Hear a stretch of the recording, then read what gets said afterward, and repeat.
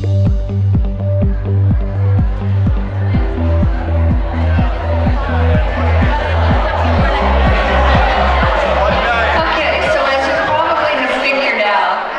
the presentations today, that we're all about collaborating and working together as a group so that we can better meet the needs of the adults throughout the region.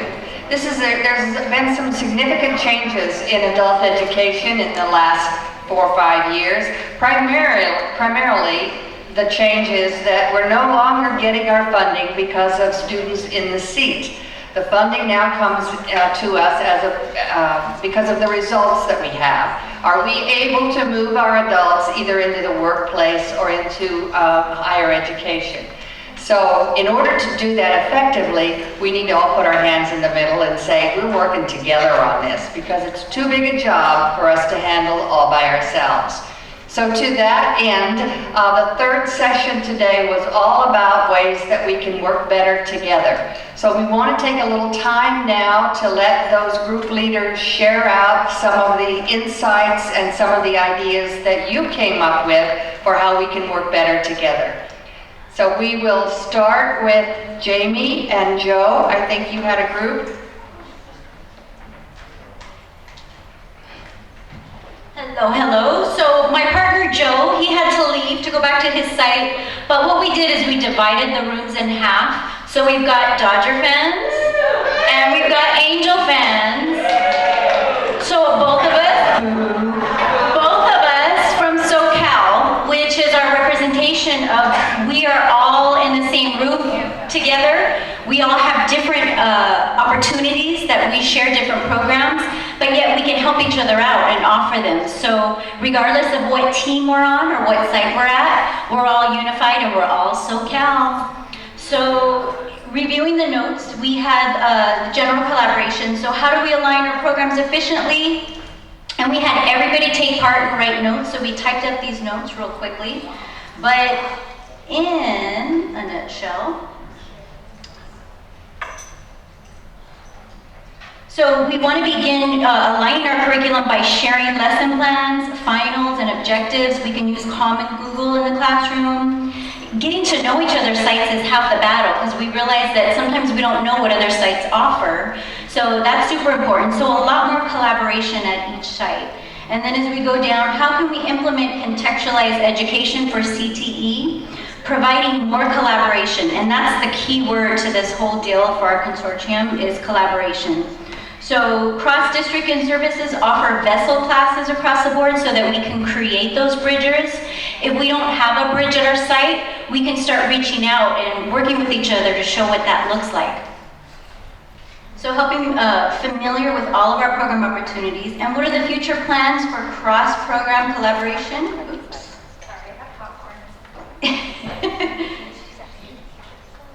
There you go. So what are the future plans? Offer basic intro classes that bridge once again to higher education. Do we know what that higher education looks like? Are they CTE classes? One of the ESL gave a really good suggestion to start using vocabulary of words that will help them in the CTE program. So it could be specifically related to that. And then CASAS is one example of how to provide teacher collaboration and getting assessments. So common assessments, we've been hearing that across the board as well. And then wrapping it up, so we hear all these continued words of how can we better adapt, how can we bridge, how can we transition. We need to see a visual pathway. So we want to create that pathway. And if we don't have that information, reach out to others and help start building a cohort.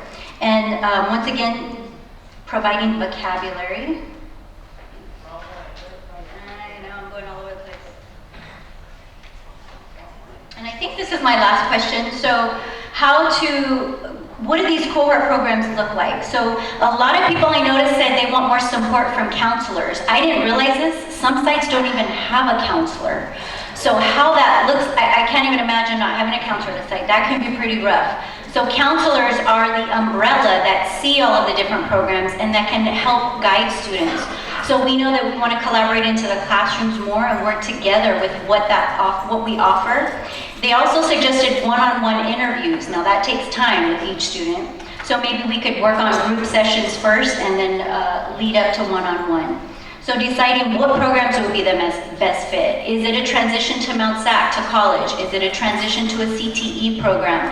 How do we get that knowledge out to students? So this is a great time to collaborate once again and gather information from all of you. So we appreciate your support with that.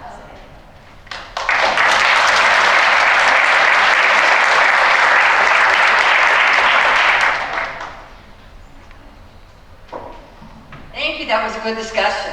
Lots of great ideas, and we will take all of your ideas moving forward, and that will help us to plan our future work. Up next, Micah and Val.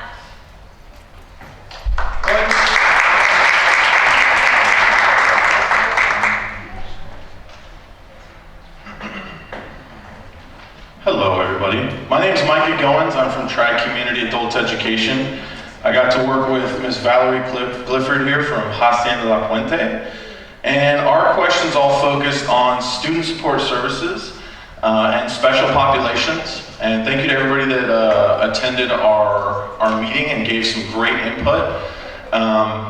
So we'll go ahead and share out what we talked about.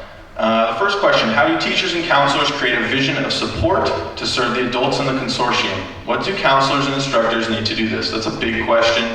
That is a big general question. So the conversation was wide-ranging.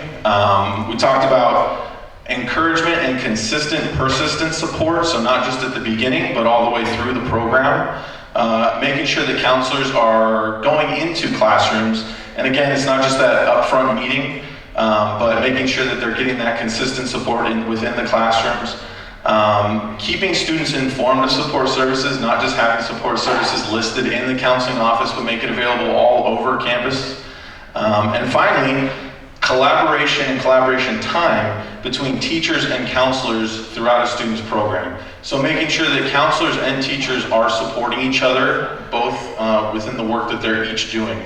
And they're communicating about student needs and working together to support the student to the best of our ability. Okay, so question number 2, focused on, sorry, I have a soft voice.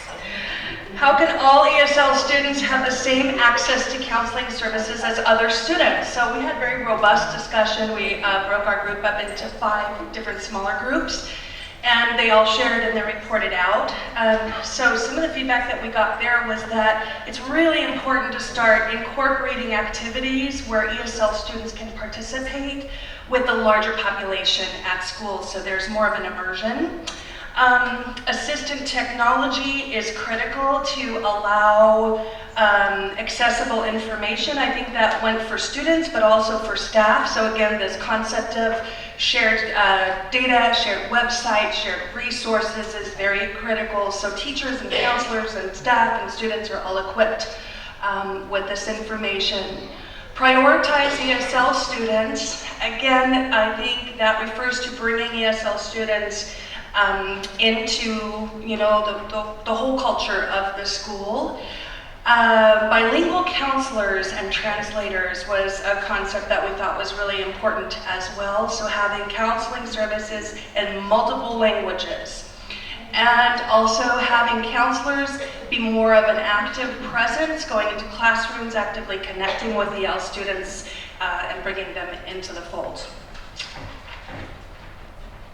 And then making services more personalized for the student, that's something that I think as a whole we all excel at adult education. The campuses being local in the communities, this is a big strength for us. But we can do more individual appointments with counselors to create an actual educational plan for each individual student, to do checklists towards individual goals, making sure every single student is getting a face-to-face meeting with and interactions with counselors, not just students in certain programs, but making sure all students, and then tracking student needs through campus-wide needs assessments, making sure students in every program are introduced to all pathways that are available, not just on our own campuses, but consortium-wide. And then obviously assisting students in transferring from program to program, bridging programs both internally and externally, visiting classrooms more often. I think that means not just counselors, but teachers also, CTE teachers going in ESL classrooms. Just more information, giving the students as much information as possible, as consistently as possible. And then also making sure that visible written plans with scenarios that students can identify with transitioning from ESL to a career pathway. So again, just making sure that they've got as much information as possible about their transition possibilities. Okay, our next topic was special populations. How do we identify, manage, and serve our special populations? We talked about adults with disabilities and others. Is there professional development on this topic? So we did talk about the issue of self-disclosure at orientation and registration. Sometimes our students don't self-disclose, so it's really important to have that counseling relationship and that one-on-one relationship with students, so over time they might feel comfortable disclosing things that they wouldn't necessarily disclose at orientation. Of course, again, services are so important, and having a system in our schools and our consortium to link struggling students to those services. The concept of universal design learning was also mentioned, and there was a link that was shared that we will have available to everyone, so you can learn more about that. Identifying outside resources, and even more than identifying, bringing them in, so there's no wrong door for our students.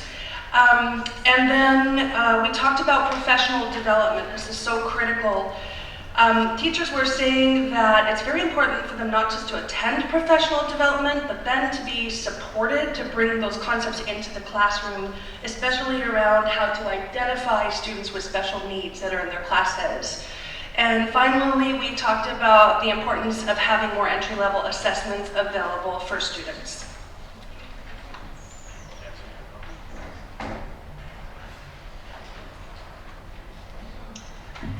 And then finally, how do we collaborate across member campuses, consortium member campuses, when students might be better served elsewhere?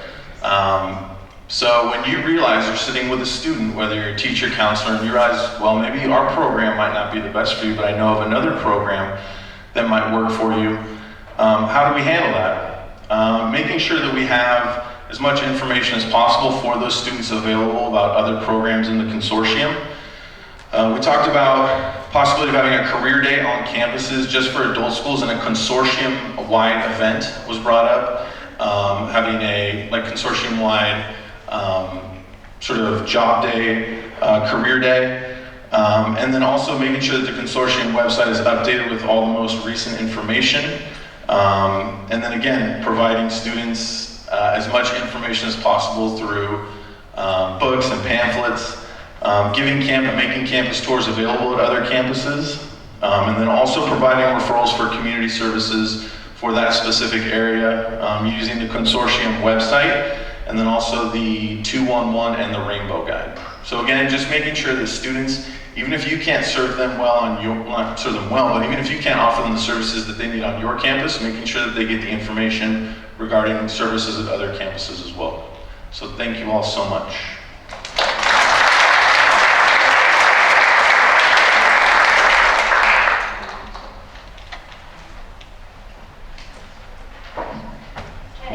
Noelle and Dahlia were the last group leaders, and as you can see, there's a lot of work to be done as we move forward, but the plan is starting to take shape here.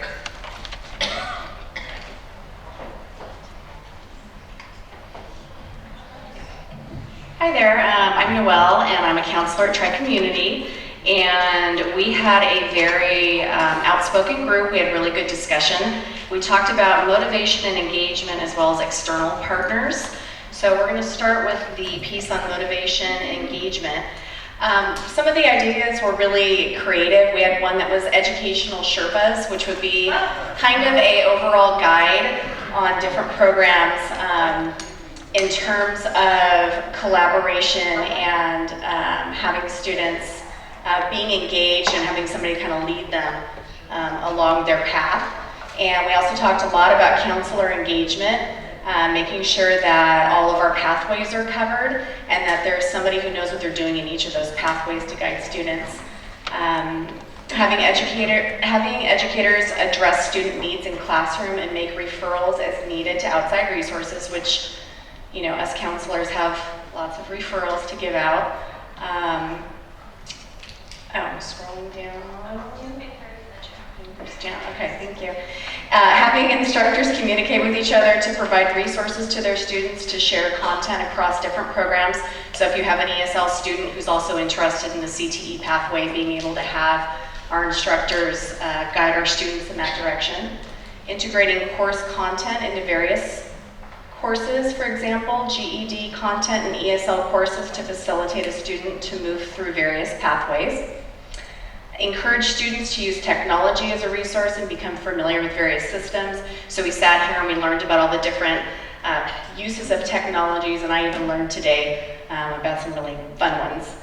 Use technology to promote interaction, collaboration, and share successes and failures, exchanging ideas and checking for understanding and providing knowledge. It's important to make sure that our students understand what they're being taught and that they're able to use it in crossovers between programs.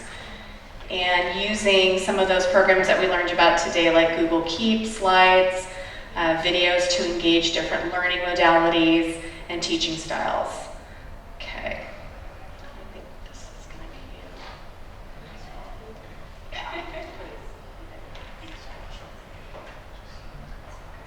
All right, so picking up where we left off, that our next question was, how do we address students who are not making academic progress, and what services can we provide? So one of the things that was mentioned was the ability to address what barriers students face and really getting to know your student in the classroom, the instructor as well as the counselor. So, and our group actually, one of our groups was able to separate it into different areas. So personal challenges, academic challenges, as well as occupational. So being able to assess what those students' needs are, and then being able to, again, make those appropriate referrals, whether it's to another service or even a counselor. Like Noel said, we have tons of resources. Another thing that was mentioned was having peer mentoring and having students that have completed the program or are pretty far advanced in the program to come and assist current students to kind of have that buddy system. Again, ensuring students have skills for the 21st century in order to be successful. This again ties into technology. Many of our students are afraid of technology, and it's something that they will be needing in the future, even to apply to a job. Most applications are online now. Financial aid is online, all those things. Something else mentioned, utilizing progress reports. So in order for students to know how they are doing, but also to use it as a check between, for example, instructors and counselors, letting each other know where a student is in their journey. So using it for attendance, grades, and then being able to make those referrals for tutoring, additional assessments to make sure they're placed appropriately. Again, one-on-one progress reports between student and instructor so that the student is well aware of where they are in the program and what they can do to improve if that needs to be done. Again, additional courses to aid in skills. So if they're having a trouble or struggling in one class, perhaps providing a different class that can support them in their pathway. Again, technology, using apps and teaching students how to use these apps to kind of demystify the process. Using a buddy system to help students along their path. And a lot of the times we have a ton of resources, but our students don't know. So making sure that our students know about the resources, for example, learning centers, counseling, tutors.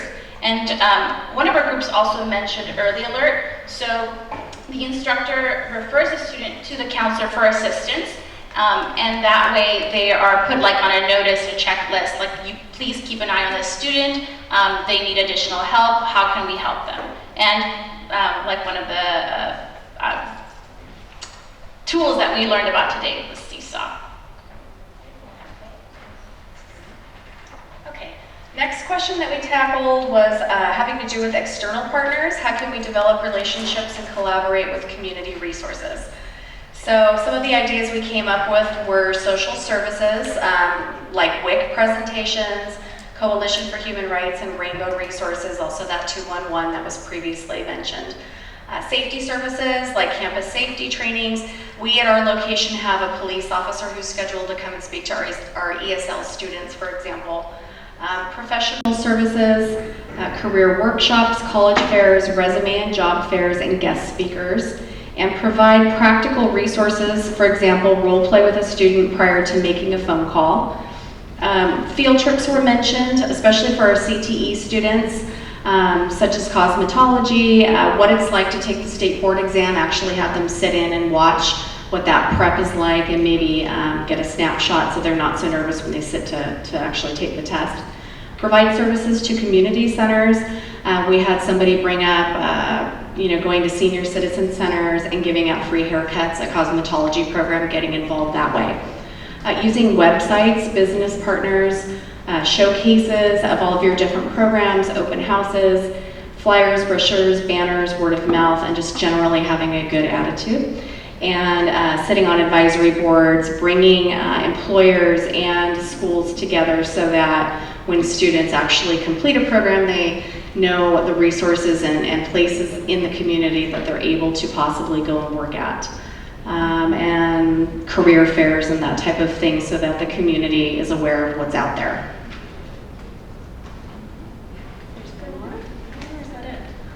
Yep.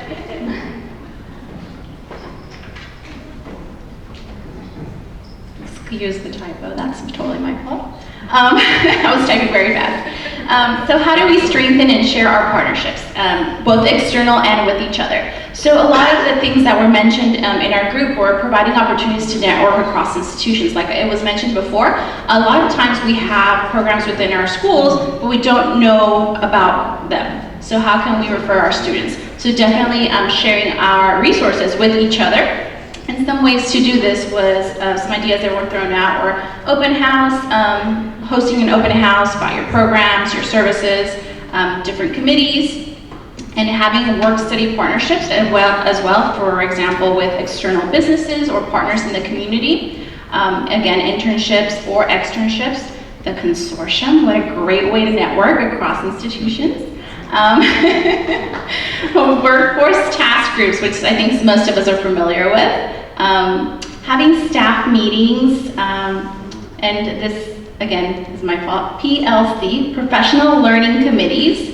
Having school visits, taking the time to visit each other's committees. I know that in our group counseling, we host our meetings at a different site. So we get to know what the school's like, what the parking situation's like, what it looks like, so that when we send a student, we can say, hey, you might want to park around the corner, or whatever the case may be. On-site internships, and also participation. So your participation, our students' participation, feedback, and surveys. Thank you.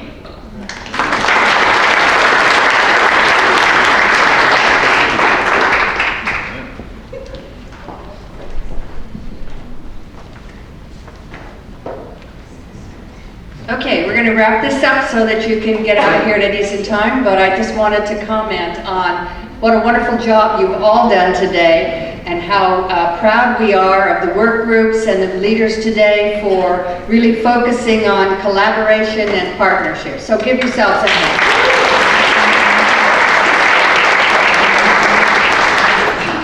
I would also say that if you would like for me to come and talk to your department meetings or your PLCs or your staff meetings, anything like that at your school site, to help to clarify to those people who aren't able to attend our conferences what the consortium is all about and how we can work together as partners, then I'm happy to do that, and you can contact me at Wanda, WANDAPYLE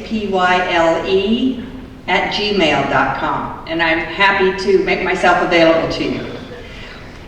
While we're moving on, I wanted to let you give you a little preview of what's coming up.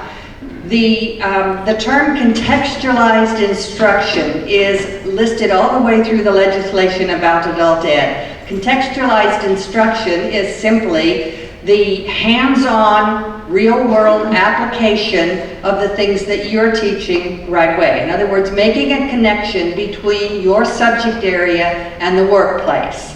To that end, we are going to be providing some integrated basic education skills training, IBEST, Integrated Basic Education Skills. And that training is going to be May 31st from 8 to 3 at Hacienda La Puente Adult Education and their Willow campus, which is at 14101 Nelson Avenue. There will be information coming out about this in La Puente. It is an all-day training. The focus of this training is to really bring together the academic world and the career world. So that, again, we have that connection between what the students are learning academically and how they can apply that in the workplace. Very important training. The IBEST model teaches students literacy, work, and college readiness skills so that they can move through school, because some of them come to us needing a high school diploma, and into a living wage much faster. It is pioneered by the Washington Community and Technical Colleges, and the topics that we will address include things like team teaching, collaboration planning, pathway models, wraparound services, recruitment education, and employment outcomes, funding, and return on investment. So it's a full day, as you can see, but it will really help us to bring together that idea of contextualized instruction. Was there a question in the back? Repeat the date. The date is May 31st. And like I said, I will be putting out more information. I just wanted to give you a heads up. Put that one on your calendar, May 31st, save the date. We hope to see you at Hacienda La Puente. I will also make a note that today you heard from the work groups that we currently have in place. You heard from Adults with Disability and the work that they're doing. You heard from ABE, ASE, Adult Basic Education, Adult Secondary Education, ESL, Programs for Immigrants, English Second Language Learners. You heard from CTE and Apprenticeship, and we will be adding 2 more work groups. These are work groups that focus on supporting older adults in 2 ways. Older adults who are moving into the workplace, maybe they've been out for a long time and their skills are rusty, and now they're moving back into the workplace. And also older adults who are working with their young students to help them achieve. So if you would like to be part of either of those work groups, you can also contact me or Ryan and Sage, and we will hook you up. So now the fun part. We'll turn it back to Ryan, who will tell you about how to do the evaluation, which is going to get you those coupons, those opportunity drawings. All right, thank you, Wanda. Okay, home stretch, everybody. So if you need to stand up and stretch, please do. Don't pass out on me. Okay, so quick corrections. In that booklet that has all the different schools in it, I apologize. We made an error. East San Gabriel Valley ROP's telephone number is incorrect. We put another school who was okay with that number being there, but the correct telephone number for East San Gabriel Valley, please don't let me get it wrong this time, is area code 626-472-5101. Is that right? Yes. Again, that number for East San Gabriel Valley ROP is 626-472-5101. East San Gabe, don't fret. These booklets were only printed for today. We are printing more, but we will make correction to that booklet. And we're also printing more of our handouts on the information on the update to consortium. So quick thing I want to reiterate to or say to everybody, my little laundry list. Recruitment is always paramount. We have graduations coming up, right? Okay, graduation is a prime opportunity to recruit future students because usually our students come from like family situations, and there'll be 10 people in the audience that could use what your school has to offer. So please have program booklets, flyers, promotional materials at your graduations. That is the #1 way I know our students learn about our programs is word of mouth. Social media is fabulous, but nothing like the place where the student is actually showing their success and earn their certificate, credential, etc. Okay, the other thing I want to know that we'll be looking at is integrating WASC action plans into our consortium plans. So schools have been going through WASC and they're having action plans.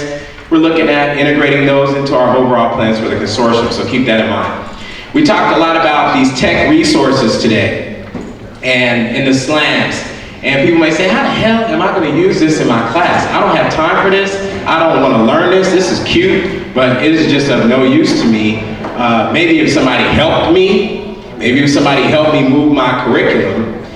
In the evaluation today, we're considering that we would come out from the consortium level and help you migrate your course digitally. How does that sound? So we could pick a resource like an Edmodo, and we could take a class, and we would take your resources, scan them in, and help shift the lessons to an Edmodo. But we need to know that that's something you would appreciate and use, and we feel like that's something that we could do at a consortium level. But the trade-off would be is that we might ask that consortium to be open, that course to be open to the consortium. But that would be a way you could move. Now, the other thing we're looking at building is a job fair contact database. So going out to job fairs and pulling cards of people who are recruiters, but centralizing their data into one big database that we could pull on, rely on as a consortium if we're having fairs, rather than people having to go out and kind of pull a list, or it's my proprietary list and I have to keep updating it. You guys who are hardcore recorders know what that's about. And we also want to look at curating relevant educational resources that you already talked about. And so those are some things I just wanted to share. And also know that there's some coupons outside from Kellogg, and they don't offer this often, but they will do a 20% discount to organizations that may want to host meetings here. So there's some coupons out there on the counter. If somebody may have some meetings or something they want to host here, they have all size rooms. They're very, very reasonable as far as accommodating events. And everybody, if you do that kind of thing, please take a look at that.